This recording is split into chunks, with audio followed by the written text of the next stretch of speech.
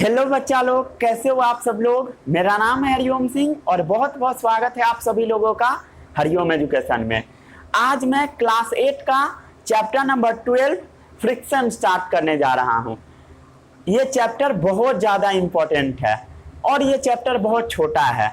इससे भी ओलंपियाड में क्वेश्चन पूछे जाते हैं, आपके स्कूल एग्जामिनेशन में भी पूछे जाएंगे। 2 लेक्चर में इस चैप्टर को हम लोग फिनिश करेंगे। आज है फ्रिक्शन का लेक्चर नंबर 1। आज आपको बहुत सारा चीज बताया जाएगा। सबसे पहले ये हम समझेंगे कि ये फ्रिक्शन होता क्या है। फ्रिक्शन होता क्या है, फ्रिक्शन कब लगता है, इंट्रोडक्शन वाले पार्ट में हम लोग उसी के बारे में समझेंगे। उसके बाद आपको बताया जाएगा फैक्टर्स अफेक्टिंग फ्रिक्शन। फ्रिक्शन किस किस फैक्टर से अफेक्ट होता है, किस किस फैक्टर से वो प्रभावित होता है, उसके बारे में आपको बताया जाएगा सेकेंड टॉपिक में। उसके बाद जो थर्ड टॉपिक है वो है स्प्रिंग बैलेंस। स्प्रिंग बैलेंस क्या होता है हम लोग फोटो बनाकर देखेंगे कि कैसे कैसे ये वर्क करता है, ठीक है। उसके बाद हम लोग बात करेंगे टाइप्स ऑफ फ्रिक्शन। फ्रिक्शन कितने टाइप के होते हैं, तो फ्रिक्शन का बहुत सारा टाइप होता है। उसके बाद एक हम लोग ग्राफ ड्रॉ करेंगे, ग्राफ, जो ग्राफ बहुत ज्यादा इंपॉर्टेंट होगा, ठीक है। तो चलिए शुरू करते हैं आज के इस हम लोग बेहतरीन से चैप्टर को। अगल बगल में बहुत ज्यादा नॉइज हो रहा है, अभी सरस्वती पूजा है, इसके कारण हर जगह गाना चल रहा है, तो मैं अभी फैन चलाकर वीडियो शूट कर रहा हूँ। ठंड भी लग रहा है। चलिए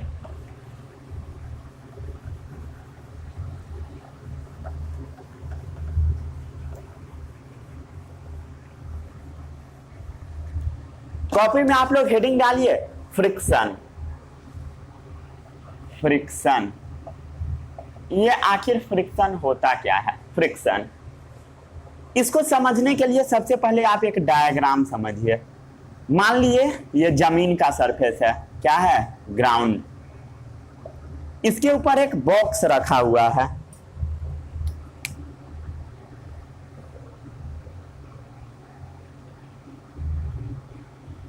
बॉक्स रखा हुआ है, ठीक है, बॉक्स रखा हुआ है।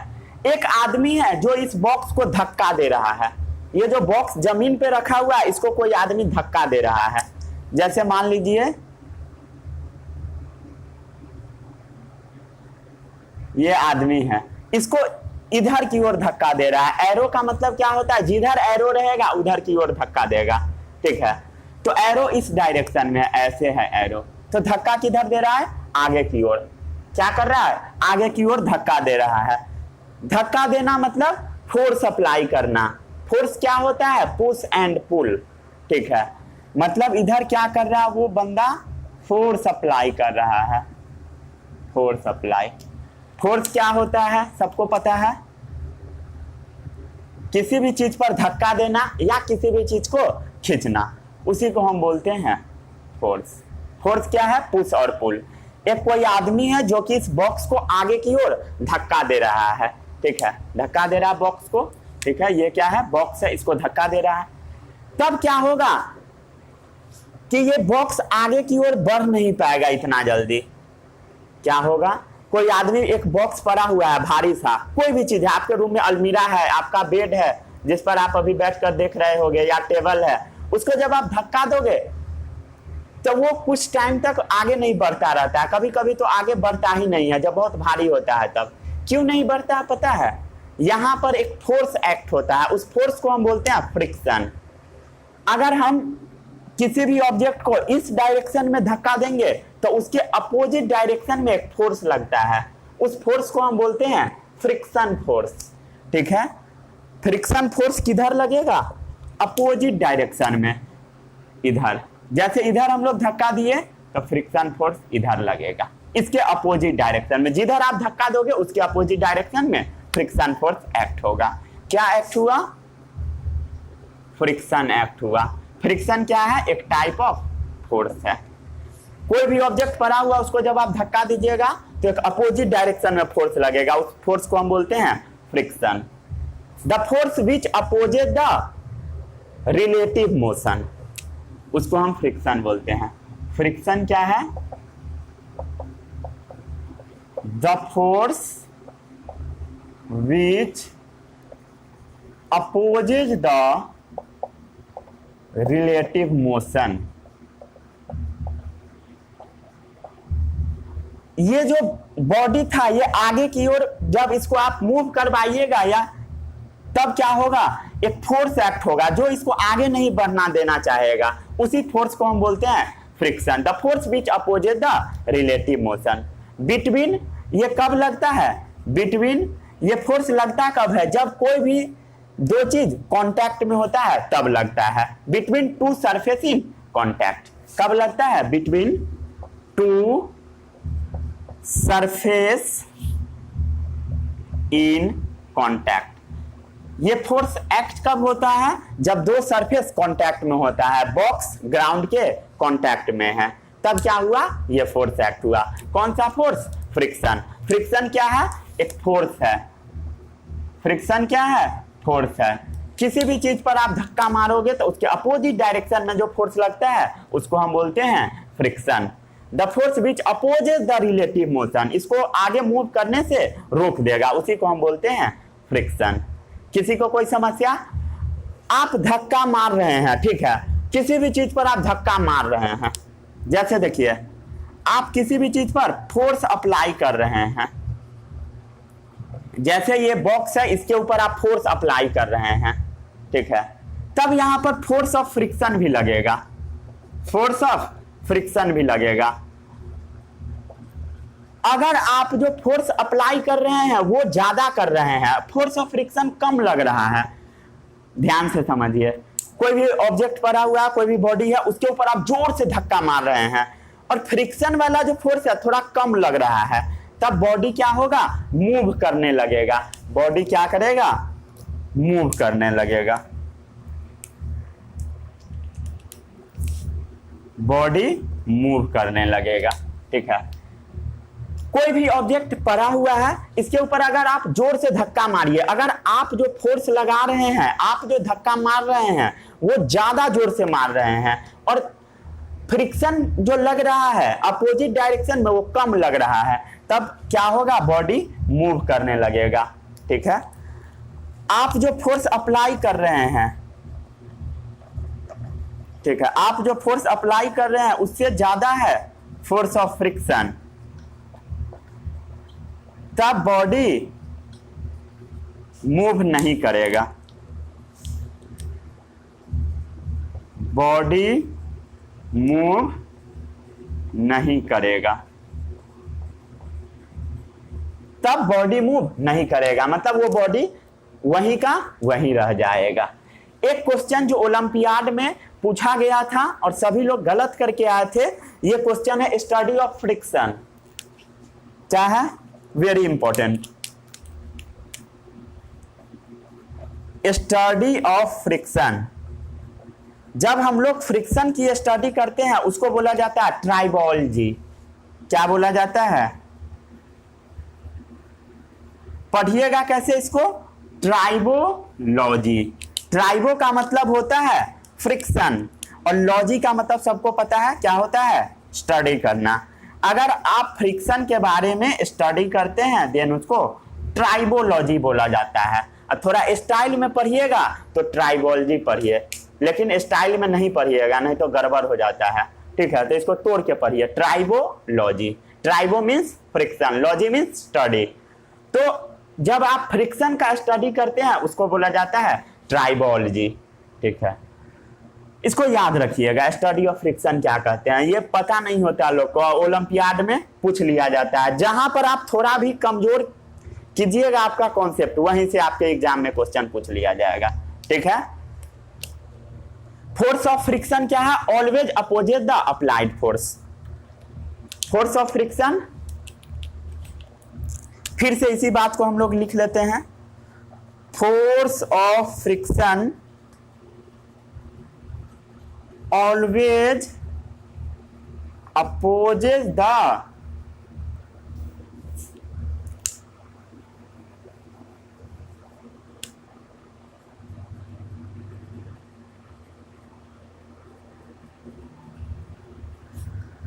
opposes the applied force।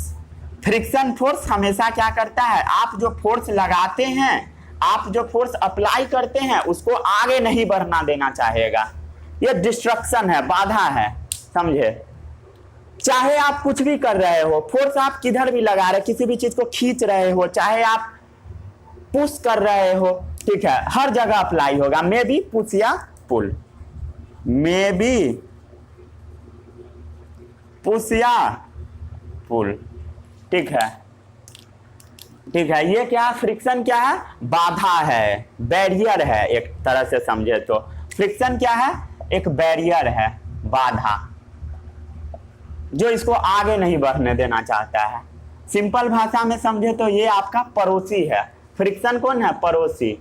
पड़ोसी क्या चाहता है, पड़ोसी है, ठीक है, मतलब समझ रहे हो ना, पड़ोसी जो भी चाहता है पड़ोसी चाहता है, ठीक है, अच्छा चाहता है। चलिए इसको छाप लीजिए। अब हम लोग बात करते हैं फैक्टर्स अफेक्टिंग फ्रिक्शन। फ्रिक्शन क्या होता है समझ में आ गया। किसी भी चीज को धक्का मारिएगा तो उसके एक अपोजिट डायरेक्शन में जो फोर्स लगेगा उसी को हम बोलते हैं फ्रिक्शन। ओके, छाप लीजिए इसको। अब हम लोग बात करते हैं, सबसे पहले ये बात करते हैं कि फ्रिक्शन लगता क्यों है, ठीक है, फ्रिक्शन क्यों लगता है, ठीक है।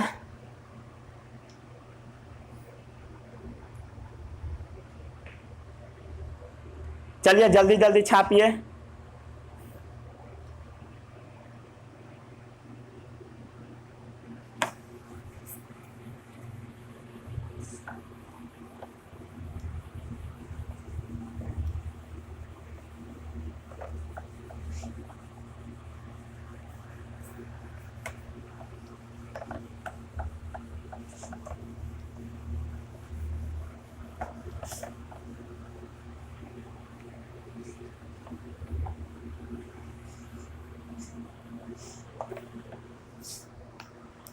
अब हम लोग बात करते हैं फ्रिक्शन क्यों लगता है।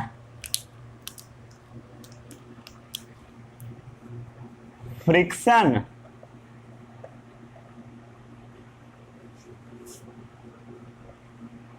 क्यों लगता है,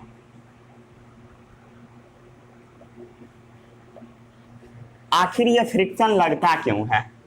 तो इसको समझने के लिए आप एक एग्जाम्पल पहले देखिए, ठीक है। कोई भी सरफेस है, ठीक है, जैसे आपका टेबल है, टेबल है वो जमीन के ऊपर रखा हुआ है।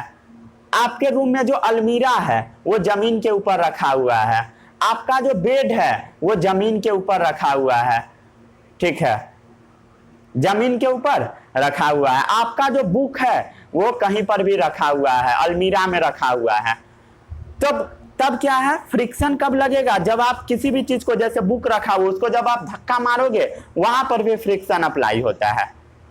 चाहे आप कोई भी चीज हो, भारी चीज हो या हल्का चीज हो, हर जगह फ्रिक्शन अप्लाई होता है। हम लोग मान लेते हैं, एक एग्जांपल समझिए, जैसे अलमीरा है, ठीक है, जो कि जमीन पर रखा हुआ है, उसमें देखते हैं कैसा फ्रिक्शन लगता है। सबसे पहले ग्राउंड हम लोग बनाते हैं। कोई भी जो सरफेस होता है वो इरेगुलर होता है। जैसे ग्राउंड को अगर आप अच्छे से देखिएगा, वो जो जमीन है उसको अगर अच्छे से देखिएगा, ठीक है, मैग्नीफाइंग ग्लास से, तो आपको थोड़ा थोड़ा उभार नजर आएगा, ठीक है, मतलब इरेगुलर होता है, वो रेगुलर नहीं होता, ठीक है। कैसा होता है देखिए, जैसे मान लेते हैं ये आपका रूम का जमीन है, फर्श है, तो उसका जो ऊपर वाला सरफेस होगा ऐसा होगा, ऐसा, ठीक है, इरेगुलर है, इरेगुलर मतलब वो रेगुलर नहीं है। देखिए ऊपर नीचे क्या है, आपका जो जमीन का सरफेस है वो है, ठीक है, ये आपका जमीन है, सरफेस 1 है, सरफेस 1, ये आपका जमीन है, ठीक है। इसके ऊपर एक अलमीरा रखा हुआ है, इसके ऊपर एक अलमीरा हम लोग रख देते हैं। जैसे मान लिए इसके ऊपर एक अलमीरा रखा हुआ, भारी सा अलमीरा है, जैसे ये अलमीरा रखा हुआ है। तो अलमीरा क्या होता है, इसके अंदर में जाकर ये जो डिप्रेशन है इसमें जाकर वो भर जाता है, ठीक है, ऐसे। अगर अलमीरा का हम सरफेस देखें तो ऐसा रहेगा, ठीक है। ये है सरफेस 2, सरफेस 2, सरफेस 1 नीचे वाला, सरफेस 2 ऊपर वाला, ठीक है। कोई भी मान लीजिए, नंबरिंग आप कैसे भी कर सकते हैं, इसी को 1 कर दीजिए, इसी को 2 कर दीजिए, जो मन आपका वो कर सकते हैं, ठीक है। दो को सरफेस है, दोनों सरफेस क्या है, कांटेक्ट में है। जैसे अलमीरा रखा हुआ है, तो अलमीरा ना आपस में बहुत मजबूती से लॉक हो जाता है, जिसको हम बोलते हैं रिजिड इंटरलॉक। रिजिड मतलब होता है कठोर, मजबूती से, स्ट्रांगली, ठीक है। यहां पर क्या हुआ, रिजिड इंटरलॉक हो गया। इंटरलॉक, रिजिड मतलब होता है स्ट्रांगली, मजबूती से, इंटरलॉक मतलब एक दूसरे में ये लॉक हो गया, मतलब ये अब ये आगे पीछे नहीं हो पाएगा, ये पूरा पूरा लॉक हो गया। अगर ज्यादा हेवी अगर ऑब्जेक्ट रहेगा तो वो नीचे की ओर जोर से दबाता है, इसी कारण से लॉक हो गया। अगर ये ऑब्जेक्ट मोर हेवी है तो ये बहुत मजबूती से लॉक हो जाएगा, इसको बहुत मजबूती से दबाएगा, प्रेस्ड, मजबूती से, ठीक है। हार्डर रूप से प्रेस वो कर देगा इसको, ठीक है। ये हुआ कैसा, ये जैसे जमीन पर अलमीरा रखा हुआ तब हुआ। ये है आपका, ये मान लीजिए आपका जो बेड है, ठीक है, बेड है, और ये हुआ आपका ग्राउंड, एग्जाम्पल के तौर पर हम लोग देख रहे हैं, ठीक है। बेड कहाँ रखा हुआ है, जमीन पर, उसको आप धक्का मार रहे हैं, ठीक है, भारी वाला है, तो आगे जल्दी जल्दी नहीं बढ़ेगा। क्यों नहीं बढ़ रहा है, क्योंकि वो स्ट्रांगली इंटरलॉक हो चुका है, ठीक है। वो क्या करेगा, बहुत दम लगा के उसको दबा देगा, ठीक है। हो गया, इतना समझ में आया। अब एक और एग्जाम्पल देखिए, मान लेते हैं हम लोग कि सरफेस ऊपर वाला जो है वो थोड़ा ना कमजोर है, ठीक है। कमजोर मतलब कम उसका वेट है, ठीक है, वजन उसका कम है। तो मान लिए ये है आपका जमीन है, ठीक है, और ये ऊपर वाला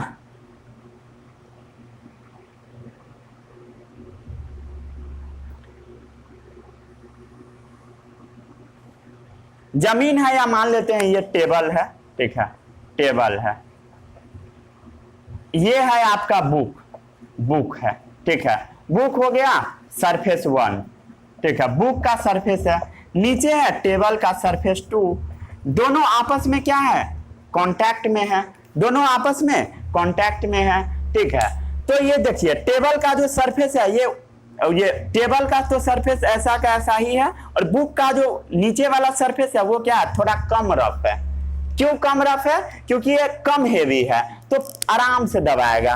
ये इसमें क्या है, लेस हेवी है, बुक का वजन बहुत कम होता है, तो वो दबाएगा बहुत कम, प्रेस्ड सॉफ्टर, वो आराम से दबाएगा। देखिए आराम से दबा रहा है, अच्छे से इसमें ग्रिप में जाकर नहीं फंसा, ठीक है, लेस हेवी, प्रेस्ड सॉफ्टर, ठीक है। तो इंटरलॉक जो इसके बीच में बनेगा वो रिजिड नहीं बनेगा, इसके बीच में जो, समझ में आ रहा है सभी लोगों को, इसके बीच में जो इंटरलॉक बनेगा वो रिजिड नहीं होगा, नॉट रिजिड, वो मजबूत इंटरलॉक नहीं होगा, ठीक है। थोड़ा धक्का मारिए, वो क्या होगा, आगे की ओर बढ़ जाएगा, थोड़ा सा धक्का मारने पर, ठीक है। समझ में आ गया। चलिए आपसे एक हम क्वेश्चन पूछते हैं, फोर्स ऑफ फ्रिक्शन ज्यादा किसमें लगेगा, रफ सरफेस वाले में या स्मूथ वाले में। क्या है क्वेश्चन, फोर्स ऑफ फ्रिक्शन बताना है आपको, ज्यादा किसमें लगेगा, रफ सरफेस वाले में या स्मूथ सरफेस वाले में, बताइए किसमें ज्यादा लगेगा। जैसे ये है रफ सरफेस वाला, जब आप इसको धक्का लगाइएगा तो इसमें जो फोर्स ऑफ फ्रिक्शन लगेगा बहुत जोर का लगेगा। जैसे ये कमजोर सरफेस वाला, जब आप इसमें धक्का लगाइएगा तो फोर्स ऑफ फ्रिक्शन जो लगेगा इसके अपोजिट डायरेक्शन में कम लगेगा। तो फोर्स ऑफ फ्रिक्शन ज्यादा किसमें लगेगा, रफ सरफेस में, ठीक है। किसी को कोई समस्या, कोई समस्या नहीं होगा, ठीक है। फोर्स ऑफ फ्रिक्शन क्या है? जो रिलेटिव मोशन को अपोज करता है। सबको क्लियर है ना भाई? फोर्स ऑफ फ्रिक्शन क्या है? फिर से बताता हूं, जो अपोज करता है, अपोजेज द रिलेटिव मोशन, उसको आगे बढ़ने से रोकेगा। ठीक है, पड़ोसी है, आगे नहीं बढ़ने देना चाहता है। ठीक है, रिलेटिव मोशन ये लगता कब है? जब दो सरफेस कांटेक्ट में होता है। सब अभी मैं तुरंत आपको बताया। ठीक है, सरफेस कांटेक्ट में रहता है तब लगता है। ठीक है, छापिए इसको।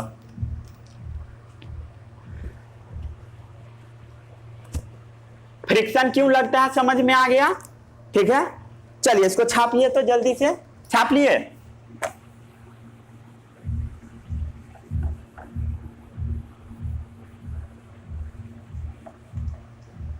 फ्रिक्शन क्यों लगा? इरेगुलरिटी ऑन सरफेस की वजह से। फ्रिक्शन क्यों लगा? Irregularity on surface. ये जो सरफेस है इसके बीच में क्या है? इरेगुलरिटी है, इसी कारण से लगा। क्या हुआ? इंटरलॉकिंग ऑफ टू सरफेस हो गया। इसमें हुआ क्या? Interlocking of two surface. Surface 1 और सरफेस 2 क्या हो गया?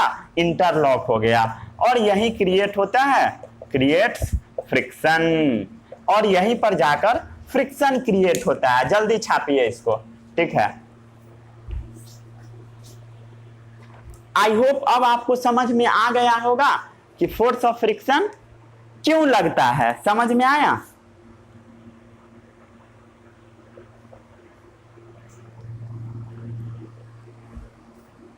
छापिए छापिए फटाफट।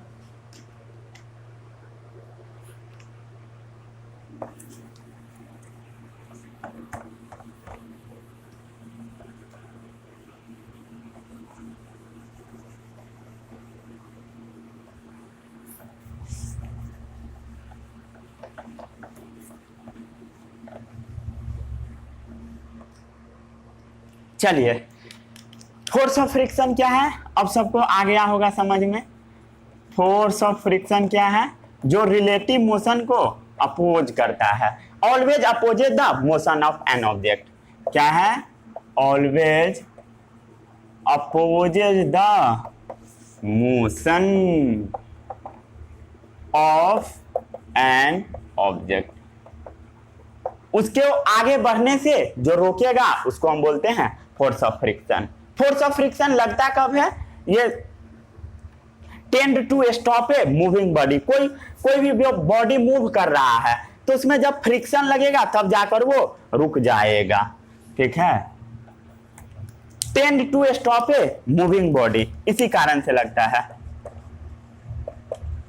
Tend to stops a moving body. कोई भी बॉडी मूव कर रहा है तो वहां पर फ्रिक्शन लगेगा। Prevent a stationary object from moving. Prevent a stationary objects from moving. कोई भी ठहरा हुआ ऑब्जेक्ट है, स्टेशनरी मतलब रुका हुआ ऑब्जेक्ट है। रुका हुआ ऑब्जेक्ट है तो उसको आगे नहीं बढ़ना देना चाहेगा। ठीक है, समझिए समझिए। कोई भी ऑब्जेक्ट आराम से बैठा हुआ है तो उसको आगे नहीं बढ़ने देना चाहेगा फ्रिक्शन। जहां रुका हुआ है, जैसे आपके रूम में जो टेबल रखा हुआ है उसको आगे नहीं बढ़ना देना चाहता है। अगर आप उसको आगे बढ़ाना चाहिएगा देन फ्रिक्शन अप्लाई हो जाएगा। ठीक है, जैसे पड़ोसी होता है ना, अगर आप आगे बढ़िएगा तो कोशिश करेगा जा बेटा नीचे गिर, तो वही ये भी है। जैसे आगे बढ़ाने का कोशिश कीजिएगा वो टांग अड़ा देगा बीच में, ले आगे नहीं बढ़ने देंगे। वही है आपका friction. Tend to stop a moving body. ठीक है, अगर आप आगे बहुत ज्यादा बढ़ जाइएगा, ठीक है, बहुत पैसा कमाने लगेगा, तो आपका जो पड़ोसी होगा क्या करेगा? आपका हाथ रह के पकड़ के खींचेगा, कोशिश करेगा कि ना कमाए। तो वही हाल हो गया। ये कोई भी ऑब्जेक्ट मूव कर रहा है तो उसको पकड़ के खींच रहा है, बोल रहा है चल आगे बढ़ेगा। ठीक है, वही है फ्रिक्शन। समझ में आ गया? फ्रिक्शन क्या है समझ में आ गया सबको? फ्रिक्शन क्या है? क्या बताया? Force that slow down moving object. क्या है? फोर्स दैट, फिर से लिख देता हूं, स्लोज डाउन मूविंग बॉडी। अगर आप आगे बढ़ रहे हैं, खूब पैसा कमा रहे हैं, तो ये आपको रोकेगा, पड़ोसी है। Force that prevent stationary object, ठीक है। और क्या लिखा हुआ है? Force that prevent stationary objects from moving, उसको आगे बढ़ने से रोकेगा जो फोर्स, उसी को हम बोलते हैं फ्रिक्शन। समझ में आ गया? ऐसा नहीं है कि फ्रिक्शन सिर्फ सॉलिड सरफेस में लगता है, ये तीनों स्टेट में लगता है, लिक्विड में भी, गैस में भी। आपको जानकर हैरानी होगी, ठीक है। रुक जाइए, मैं लिख देता हूं। फ्रिक्शन जो है सिर्फ सॉलिड सरफेस में लगता है, ये स्टेटमेंट गलत है। ये तीनों में लगता है, सॉलिड में भी लगता है फ्रिक्शन, लिक्विड में भी लगता है फ्रिक्शन, और गैसेस में भी लगता है फ्रिक्शन, ठीक है। सॉलिड, लिक्विड, गैस तीनों में लगता है फ्रिक्शन। लगता है फ्रिक्शन लगता है सिर्फ सॉलिड सरफेस में, ये स्टेटमेंट रॉन्ग है। तीनों में लगता है, सॉलिड, लिक्विड, गैस तीनों में लगता है। छापिए इसको, फटाक से छापिए। क्या मैं बताया आपको अभी तक? फ्रिक्शन क्या होता है? जो रिलेटिव मोशन को अपोज करे। फ्रिक्शन किस सरफेस में लगता है? सॉलिड, लिक्विड, गैस तीनों में लगता है, ठीक है। इसको याद रखिएगा। चलिए अब हम लोग बात करते हैं स्प्रिंग बैलेंस के बारे में। इसको छाप लीजिए।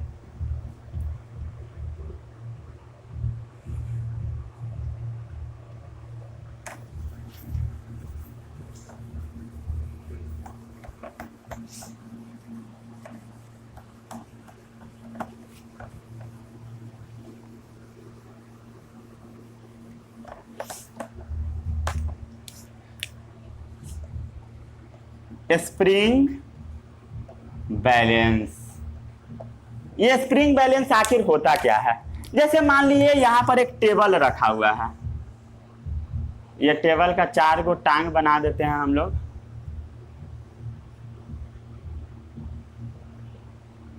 ये मान लीजिए टेबल है, ये क्या है? टेबल। टेबल पे कुछ रखा हुआ है, ठीक है, जैसे बुक वगैरह, बुक वगैरह। इसको आपको चेक करना है कि इस फोर्स को, आप इस बुक को कितना फोर्स से खींचिएगा कि ये आगे मूव कर जाए। तो उसी को मेजर करने के लिए जो इंस्ट्रूमेंट का यूज होता है उसको हम बोलते हैं spring balance. Device use for measuring the force acting on an object. क्या है? Device used for measuring the force acting on an object। कोई भी ऑब्जेक्ट पर कितना फोर्स लग रहा है उसको जो मेजर करने का डिवाइस होता है उसी को हम बोलते हैं स्प्रिंग बैलेंस। ओके, जैसे देख लीजिए, ये ऑब्जेक्ट में क्या कीजिए, एक धागा लगा दीजिए, ठीक है, धागा। उसके बाद क्या कीजिए, यहां पर वो वाला जो मीटर रहेगा वो लगाइए। मीटर में सबसे पहले एक हुक होता है ऐसे फंसाने वाला, जिसमें आप धागा को लगा दीजिए, ठीक है।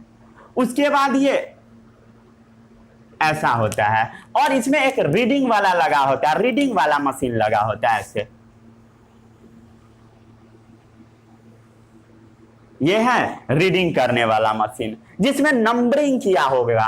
कैसे? ऐसे, यहां से 0, 5, 10, 15, 20, 25, 30, 35, 40, 45, 50, ऐसे करके क्या होगा, इसमें नंबरिंग किया होगा, नंबर लिखा रहता है, ठीक है, नंबरिंग किया हुआ रहता है। आगे भी रहता है नंबरिंग, बहुत आगे तक रहता है नंबरिंग, ठीक है।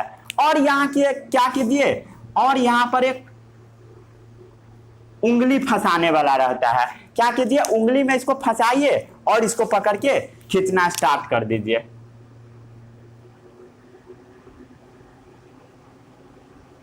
ठीक है, ये उंगली में फंसाइए इसको और खींचिए। जब खींचिएगा तो मान लीजिए ये बुक को खींचने में इतना फोर्स लगा, तो यहां पर वो पॉइंटर आ जाएगा। तो कितना फोर्स, कितना फ्रिक्शन लगा, 30।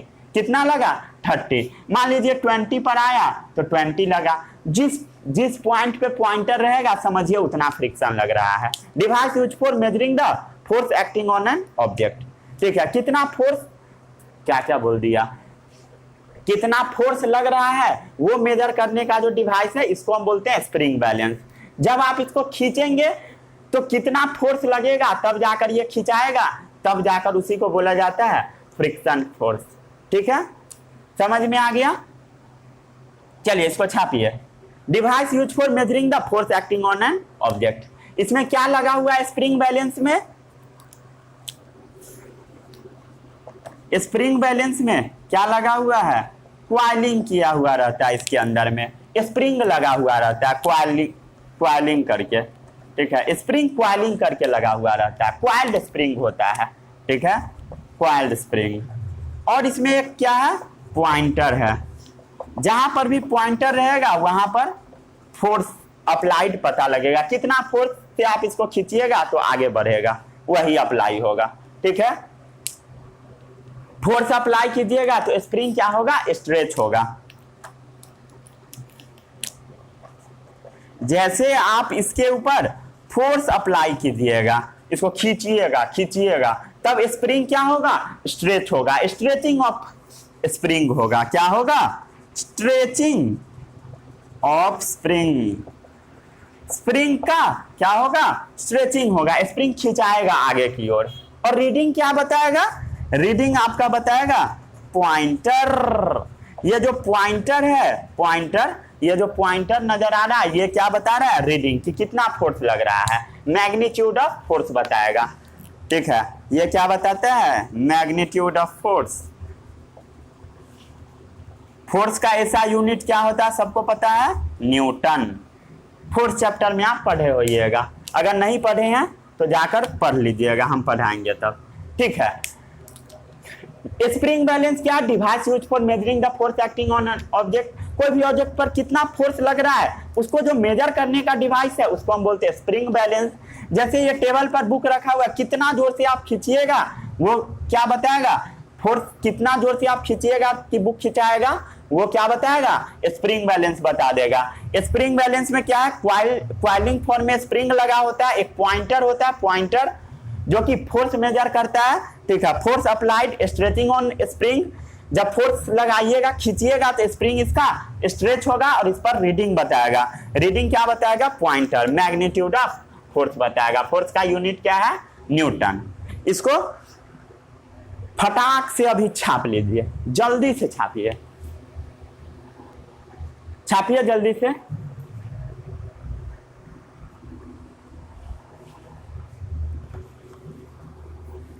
अब हम लोग बात करते हैं टाइप्स ऑफ फ्रिक्शन के बारे में।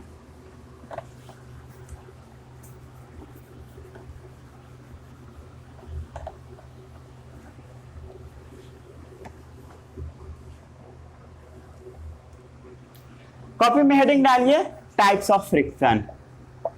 फ्रिक्शन का बहुत सारा टाइप होता है, एक एक करके हम लोग सब टाइप के ऊपर बातें करते हैं। सबसे पहला टाइप है स्टैटिक फ्रिक्शन। स्टैटिक फ्रिक्शन ये क्या होता है, exist between surface in contact. Friction कब लगता है सबको पता है, exist between surface in contact. कोई भी ऑब्जेक्ट जब कॉन्टैक्ट में रहता है तब जाकर तब क्या लगता है, फ्रिक्शन लगता है। जैसे ये टेबल है, टेबल के ऊपर बुक रखा हुआ है, दो सरफेस क्या चीज में है, ये टेबल का 4 गो टांग है। ठीक है, दो सरफेस क्या है, कांटेक्ट में है, तब यहां पर क्या अप्लाई होगा, फ्रिक्शन लगेगा। जब कोई रिलेटिव मोशन नहीं होता है वैसे फ्रिक्शन को हम बोलते हैं static friction. When there is no relative motion, when there is no relative motion. समझिएगा समझिएगा, कोशिश कीजिए समझने का, ठीक है। जैसे ये बुक है, इसके ऊपर आप धक्का मारे जा रहे हैं, ठीक है। बुक है या टेबल है, कुछ भी समझ लीजिए, ठीक है।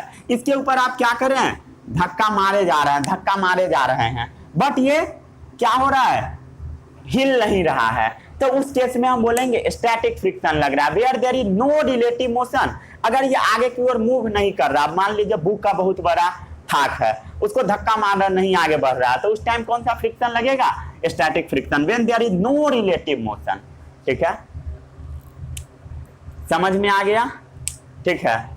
अब बात आता है कि कितना, और एक और फ्रिक्शन आता है जिसको हम बोलते हैं मैक्सिमम स्टैटिक फ्रिक्शन। क्या बोलते हैं, ध्यान से सुनिए, ध्यान से। Maximum static friction, maximum static friction मतलब कितना ज्यादा फ्रिक्शन लगाइएगा कि जब ये ऑब्जेक्ट मूव करने वाला रहेगा, वैसे फ्रिक्शन को हम बोलते हैं static friction, maximum static friction. या उसी का एक और नाम होता है जिसको हम बोलते हैं लिमिटिंग फ्रिक्शन, ठीक है।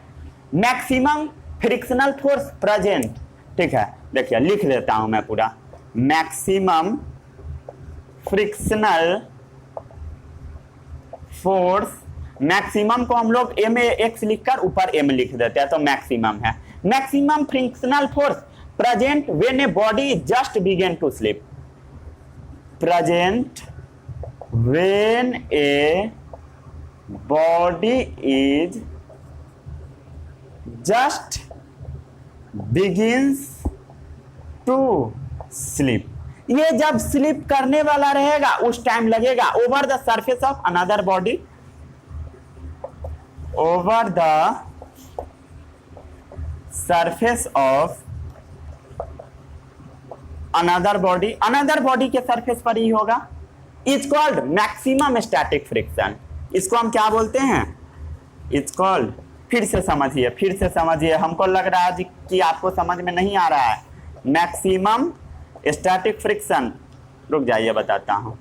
जैसे ये टेबल पर बुक रखा हुआ है, ठीक है, टेबल पर बुक रखा हुआ है, इसको आप धक्का मारे जा रहे हैं, मैक्सिमम फ्रिक्शन फोर्स लगाइए, इतना जोर से धक्का मारिए कि जब ये बुक मूव करने वाला रहेगा तो उस टाइम ये जो फ्रिक्शन रहेगा वो मैक्सिमम अप्लाई होगा, maximum frictional force present when a body just begin to slip, ये जब स्लिप करने वाला रहेगा, just begin to slip over the surface of another body के सरफेस पर, is called maximum static friction. जब ये मूव करने वाला रहेगा उस टाइम बोलते हैं हम लोग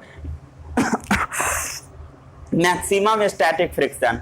और इसी का नाम होता है एक और, फोर्स ऑफ लिमिटिंग फ्रिक्शन। क्या नाम होता है इसका, और एक फोर्स ऑफ लिमिटिंग फ्रिक्शन। चलिए फिर से समझिए, स्टैटिक फ्रिक्शन क्या है, कोई भी ऑब्जेक्ट रखा हो उसको धक्का मारिए, जब मूव नहीं करेगा उस टाइम जो फ्रिक्शन लगेगा उसको हम क्या बोलते हैं, static friction. Maximum static friction कब लगेगा, कोई भी ऑब्जेक्ट को धक्का मारते रहिए जब तक वो हिलने वाला रहेगा, मूव करने वाला रहेगा, उस टाइम जो फ्रिक्शन लगेगा उसको हम बोलते हैं मैक्सिमम स्टैटिक फ्रिक्शन, या उसी को बोल दिया जाता है फोर्स ऑफ लिमिटिंग फ्रिक्शन। आया कि ऊपर से गया, हेलीकॉप्टर कहां से गया, ऊपर से कि नीचे से, हमको तो लग रहा है ऊपर से जा रहा है, ठीक है। इसको छापिए, समझ में आ गया। अब हम लोग बात करते हैं डायनेमिक फ्रिक्शन के बारे में या kinetic friction.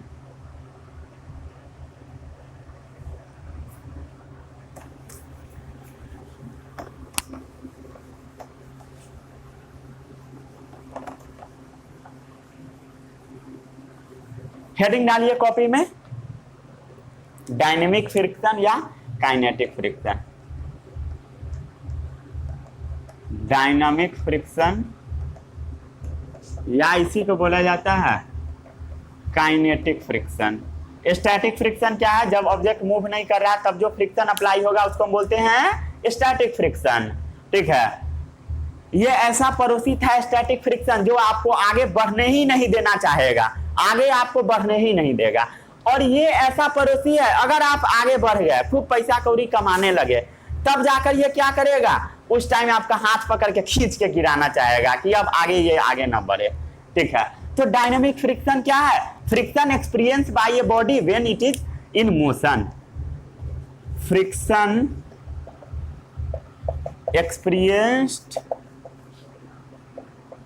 by a body when it is in motion।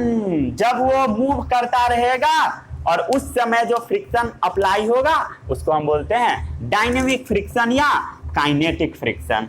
Dynamic friction या काइनेटिक फ्रिक्शन, ठीक है, जब वो मोशन कर रहा होगा। ये जो मोशन होगा ये दो तरीके से हो सकता है। सबसे पहला रहेगा स्लाइडिंग, मतलब कोई भी सरफेस है उस पर स्लाइड कर रहा है, ठीक है, जैसे बुक रखा हुआ उसको आप खींच रहे हैं तो उसको हम बोलेंगे स्लाइड करना, ठीक है। जब स्लाइड करेगा देन उस टाइम जो फ्रिक्शन लगता है उसको हम बोलते हैं स्लाइडिंग फ्रिक्शन। जैसे वो जो कंचा होता है गोली, ठीक है, जिसको ऐसे पकड़ के सब खेलता है, टर मारता है ना, गांव घर में सब खेलता है बच्चा सब ऐसे करके मार के, ठीक है, छोटा छोटा होल बनाए रहते हैं उसमें डालना होता है, मतलब जो पहुंचाता है वो जीत जाता है। कहीं कहीं तो पिटाई भी लगता है, जो अंदर बिल में पहुंचा देता है वो उसको देता है 2-4 थोपी, कहीं कहीं पर पैसा से भी खेला जाता है, ठीक है। तो वो जो रोल वाला जो फ्रिक्शन होता है उसको हम बोलते हैं रोलिंग फ्रिक्शन। वो जो कांचा है, ठीक है, वो जो गोली है उसको जब ऐसे मारिएगा जोर से तब वो क्या होगा, कुछ दूर जाएगा, रुक जाएगा, वहां पर जो फ्रिक्शन लग गया वो रोलिंग फ्रिक्शन है। और अगर स्लाइड कर रहा है, ठीक है, अगर बुक को आप धक्का दिए वो स्लाइड कर रहा है और कुछ टाइम बाद जाकर वो रुक जाएगा तो वहां पर जो फ्रिक्शन लगेगा वो है स्लाइडिंग फ्रिक्शन। स्लाइडिंग फ्रिक्शन के बारे में हम लोग देख लेते हैं, ये होता क्या है आखिर स्लाइडिंग फ्रिक्शन, ठीक है। जैसे मान लीजिए ये आपका 4 पैर वाला टेबल है, ठीक है, ये आपका सुंदर सा बुक रखा हुआ है जिसको आप साल में 1-2 बार दिवाली के समय झाड़ लेते हैं, चाहे आपका पुस्तक है, पुस्तक, इसको आप धक्का मार रहे हैं, चल आगे बढ़, आगे बढ़, आगे बढ़, ठीक है, आगे बढ़, तब क्या होगा, यहां से एक अपोजिंग फोर्स लगेगा, अपोजिंग फोर्स, इसी को बोला जाता है स्लाइडिंग फोर्स। ये जो अपोजिंग फोर्स है यही है स्लाइडिंग फोर्स, स्लाइडिंग फ्रिक्शन, ठीक है। ये क्या है, स्लाइडिंग फ्रिक्शन क्या है, फोर्स जो लगता है उसी को हम बोलते हैं अपोजिट डायरेक्शन में जब कोई भी बॉडी को हम स्लाइड कराते हैं, एक्चुअल में जब स्लाइड कराते हैं, ठीक है, स्लाइड हो रहा होता है तब लगता है, ऐसा नहीं कि स्लाइड कराने से पहले, तब वो चला जाएगा किसके केस में, स्टैटिक। और जब ये स्लाइड कर रहा है, ठीक है, आगे बढ़ रहा तब रुकेगा, तो वहां पर जो लगेगा उसको हम बोलेंगे कौन सा फ्रिक्शन, स्लाइडिंग फ्रिक्शन, ठीक है। अपोजिंग फोर्स का नाम क्या है, स्लाइडिंग फ्रिक्शन। समझ में आ गया, चलिए इसको छापिए फटाक से। फ्रिक्शन क्या है, एक फोर्स ही है जो क्या करता है, अपोज करता है रिलेटिव मोशन को। छाप लीजिए इसको फटाक से। अब हम लोग बात करते हैं रोलिंग फ्रिक्शन के बारे में।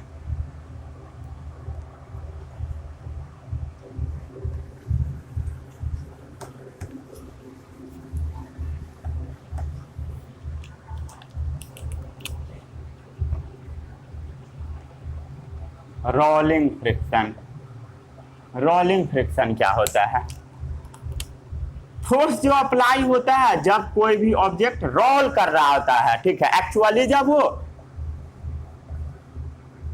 रोल्स कर रहा होता है, जैसे ये सरफेस है इस पर कंचा रोल कर रहा है, आगे की ओर भाग रहा है, ठीक है। इसका एग्जांपल क्या है, पहिया जो है गाड़ी का वो गोल गोल घूमेगा, रिंग बॉल ये सब क्या करता है, रिंग जो होता है, बॉल होता है, ये सब क्या करता है, रोल करता है। बॉल को आप लुढ़का दीजिए, ये मान लीजिए बॉल है जो कि आगे की ओर लुढ़क रहा है, तो इसको जो आगे बढ़ने से जो फोर्स अपोज करेगा उसी फोर्स को हम क्या बोलते हैं, रोलिंग फ्रिक्शन, ठीक है। इस फोर्स का नाम क्या है, रोलिंग फ्रिक्शन। समझ में आ गया सभी लोगों को, रोलिंग फ्रिक्शन आ गया होगा। कोई आपसे पूछेगा रोलिंग फ्रिक्शन बड़ा है या स्लाइडिंग फ्रिक्शन बड़ा है, स्लाइडिंग फ्रिक्शन बड़ा है। कौन बड़ा है बताइए? कोई बुक को जब आप धक्का मार दिए, बुक मूव कर रहा है तो कुछ ही टाइम बाद जाकर रुक जाएगा, और जब आप कंचा को एक मारिएगा तो बहुत दूर जाकर रुकेगा, ठीक है।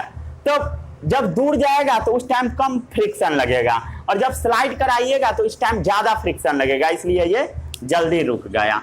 तो स्लाइडिंग फ्रिक्शन बहुत ज्यादा बड़ा होता है रोलिंग फ्रिक्शन से, ठीक है। चलिए कोई आपसे पूछ दे रोलिंग फ्रिक्शन और स्टैटिक फ्रिक्शन का ऑर्डर बताइए।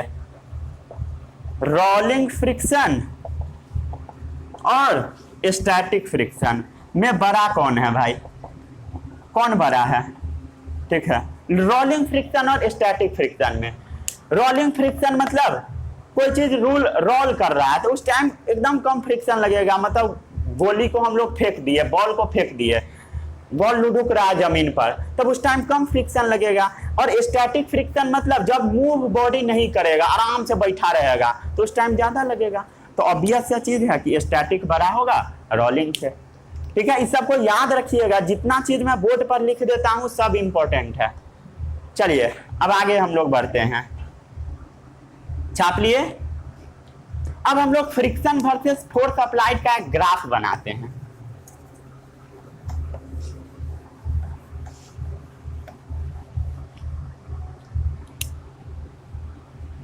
चलिए ग्राफ देखिए। एक ग्राफ के बारे में आप थोड़ा बहुत क्लास 7th में पढ़े होइएगा, मोशन चैप्टर में। नहीं पढ़े हैं कोई बात नहीं है,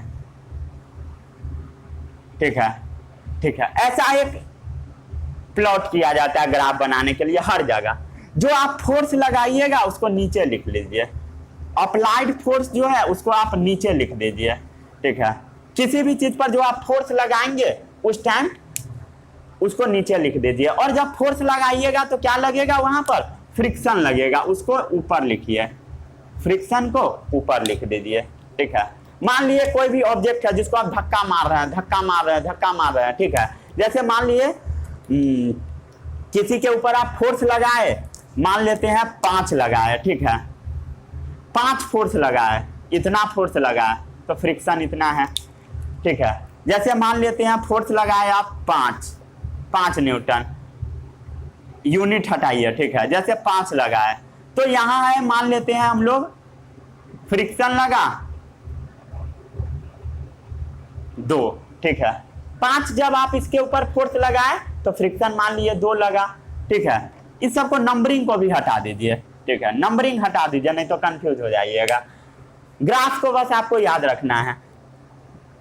किसी भी चीज के ऊपर आप जब फोर्स लगाइएगा, फोर्स लगाए तो फ्रिक्शन इतना लगेगा, फोर्स यहां पर लगाए, मान लेते हैं इतना फोर्स है तो 5 फोर्स है तो इतना 2 फ्रिक्शन, फिर यहां से यहां पर गया तो यहां पर फ्रिक्शन लगेगा, फिर जब हम ऊपर जाएंगे तो फ्रिक्शन लगता ही रहेगा, ठीक है। ऐसा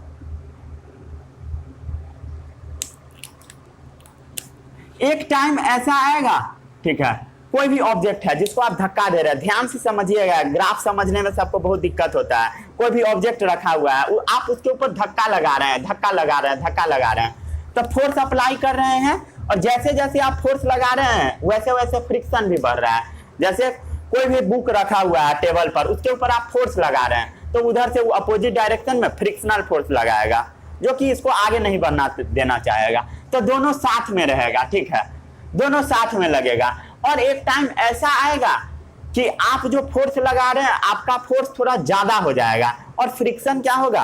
कम हो जाएगा। तो एक टाइम ऐसा आया कि आप जो फोर्स लगा रहे हैं वो थोड़ा ज्यादा हो गया और फ्रिक्शन थोड़ा कम हो गया, ठीक है। आप जो फोर्स लगा वो ज्यादा हो गया और फ्रिक्शन थोड़ा कम। और उसके बाद क्या होगा? आप जो फोर्स लगाए जा रहे हैं बट फ्रिक्शन यहाँ पर बहुत कम लगेगा। बट फ्रिक्शन देखिए, फ्रिक्शन हमेशा सेम हो गया, फ्रिक्शन कांस्टेंट है। और आप जो फोर्स लगा रहे हैं, देखिए आप फोर्स लगाए जा रहे हैं, फोर्स लगाए जा रहे हैं, फोर्स लगाए जा रहे हैं, फोर्स लगाए जा रहे हैं, ठीक है। आप फोर्स लगाए जा रहे हैं लगातार और आपका बॉडी क्या हो रहा है? आगे की ओर मूव कर रहा है। जब बॉडी आगे की ओर मूव करता है उसको हम क्या बोलते हैं? Kinetic friction. उस टाइम कौन सा फ्रिक्शन लगता है? काइनेटिक फ्रिक्शन, जब बॉडी मूव करने लगता है। या उसी को बोला जाता है डायनामिक फ्रिक्शन। ठीक है, डायनामिक फ्रिक्शन। जब ये मूव करने लगा तो फ्रिक्शन कैसे लगेगा, ऐसे। ठीक है, और एक टाइम ऐसा आया जहां पहले ये बताइए, ये कौन सा फ्रिक्शन का ग्राफ हुआ यहां से यहां तक, स्टैटिक फ्रिक्शन का।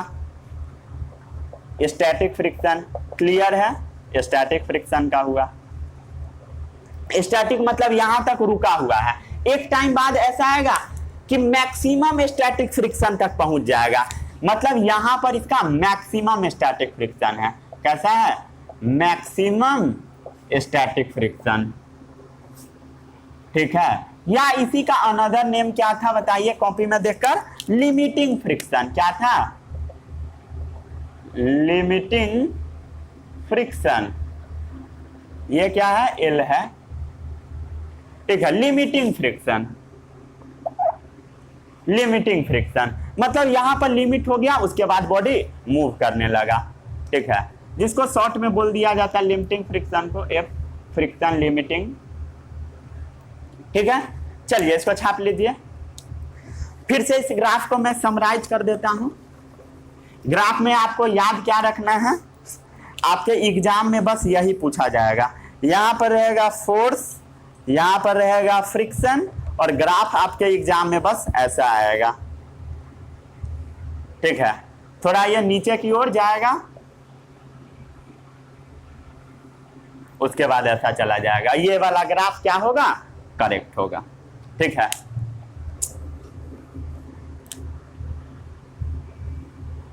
ठीक है, ये वाला ग्राफ करेक्ट है। इसको और सही से करते हैं।